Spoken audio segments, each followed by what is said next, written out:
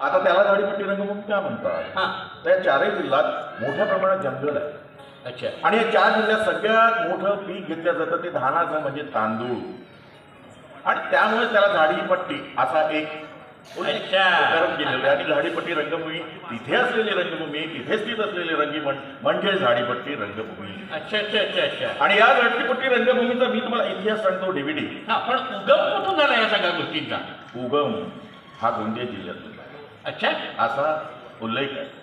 आणि महान आद्य नाटककार भवभूती. अच्छा. हे गोंदिया जिल्ह्यात आमगाव या गावी राहायचे.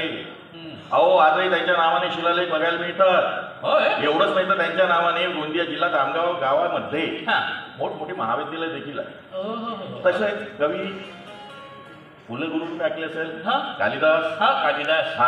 कालिदास आणि भवभूती यांचा प्रसंग, यांचा प्रवास हा सारखाच होता असं म्हटलं जातं. त्याच्यामुळे आमच्या झाडीपट्टी रंगभूमीला इतिहास लाभलाय, आशीर्वाद लाभलाय तो भवभूती आणि कालिदासांचा. अच्छा. तिथून ही रंगभूमी सुरू झाली. तर का, कशासाठी? 100 ते 125 वर्ष आधी आपला भारत देश स्वातंत्र्यात होता.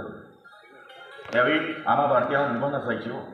राज्य होतं इंग्रजांचं. अच्छा. आम्ही गुलामगिरीत वावरत होतो.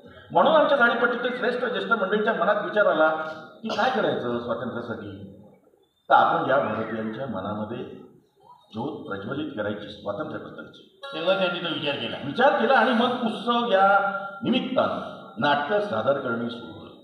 अच्छा. नाटकामध्ये प्रचंड ताकद असते बरं का. म्हणजे हा जिवंत अभिनय असतो. जिवंत अभिनय असतो. याला रिपीट टेलिकास्ट नसतो. म्हणजे पटाटो टेक नाही तर रामटेक. पटाटो टेक नाही तर काय कळतं होतं मला. प्रेक्षक आहे ना. तर त्यामुळे आमच्या त्या श्रेष्ठ ज्येष्ठ मंडळींनी क्रांतिकारकांची नाटकांची सुरुवात केली. वीर शिवाजी, सिंहाचा छावा, बळवंत फडके, त्याच्यानंतर झाशीची राणी, उमाजी नाईक, असे नाटक लोकांना दाखवून त्यांच्या मनामध्ये स्वातंत्र्याबद्दलची ज्योत प्रज्वलित करण्याचा प्रयत्न केला. तर आमच्या गडचिरोली जिल्ह्यामध्ये एक फार मोठे क्रांतिकारक होते, आदिवासी होते. अच्छा. त्यांचं नाव वीर बाबूराव शेळमाके.